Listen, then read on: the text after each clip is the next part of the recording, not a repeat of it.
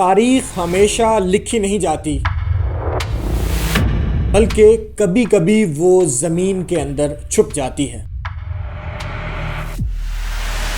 اور جب ظاہر ہوتی ہے تو وہ صرف ماضی کا قصہ نہیں سناتی، بلکہ انسان کے اعمال کا آئینہ بن جاتی ہے۔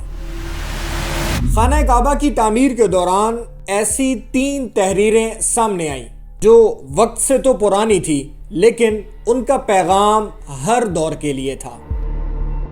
مکہ میں ایک شدید سیلاب آیا، پہاڑوں سے پانی اترا، اور دیکھتے ہی دیکھتے وہ پانی خانہ کعبہ میں داخل ہو گیا۔ پانی دیواروں کی تہہ تک پہنچ گیا، پرانے پتھر ہل گئے اور خانہ کعبہ کی عمارت کمزور پڑ گئی۔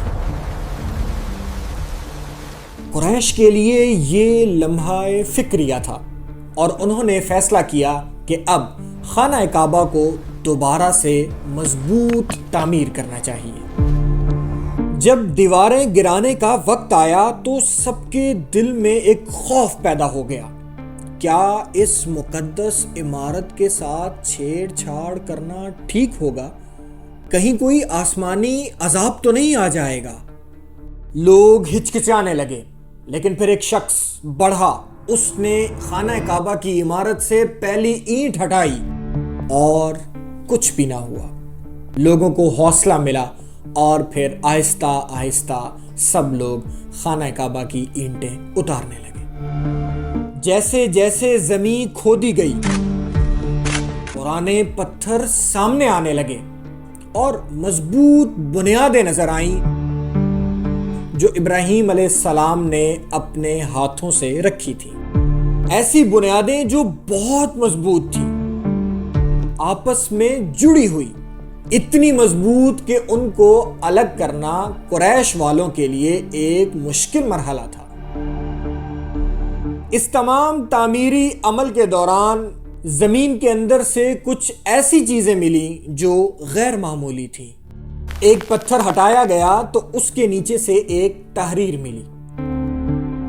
وہ تحریر کسی قدیم زبان میں تھی، اور اس زبان کو سریانی زبان کہا جاتا ہے۔ جب اس تحریر کو پڑھا گیا تو اس میں اللہ تعالیٰ کی حمد بیان کی گئی تھی۔ مزید لکھا ہوا تھا کہ یہ گھر اللہ تعالیٰ کے لیے منتخب کیا گیا ہے۔ یہ الفاظ لوگوں کے لیے حیران کن تھے، کیونکہ وہ جس عمارت کو دوبارہ سے تعمیر کر رہے تھے اس کی عظمت کا اعلان پہلے ہی ہو چکا تھا۔ اسی طرح تعمیر کا عمل جب آگے بڑھایا گیا تو ایک اور تحریر سامنے آئی جس میں لکھا گیا تھا کہ یہ مکہ سب سے محفوظ ہے اور اس کا رزق ہر سمت سے آتا ہے۔ اس تحریر سے ایک وعدہ ظاہر ہو رہا تھا کہ یہ جگہ ہمیشہ برکتوں کا مرکز بنی رہے گی۔ قریش کے لیے یہ بات یقینی تھی کہ وہ جس جگہ پر رہ رہے تھے، جس شہر میں بس رہے تھے، وہ شہر عام نہیں تھا۔ آگے چل کر ایک تیسری تحریر ملی۔ یہ تحریر سب سے زیادہ اثر انگیز تھی۔ نہ اس میں کسی شہر کا ذکر تھا اور نہ ہی کسی عمارت کا، بس ایک اصول تھا۔ جو اچھائی کرے گا وہ عزت پائے گا، اور جو برائی کرے گا وہ ندامت اٹھائے گا۔ یہ الفاظ سادہ تھے مگر گہرائی رکھتے تھے۔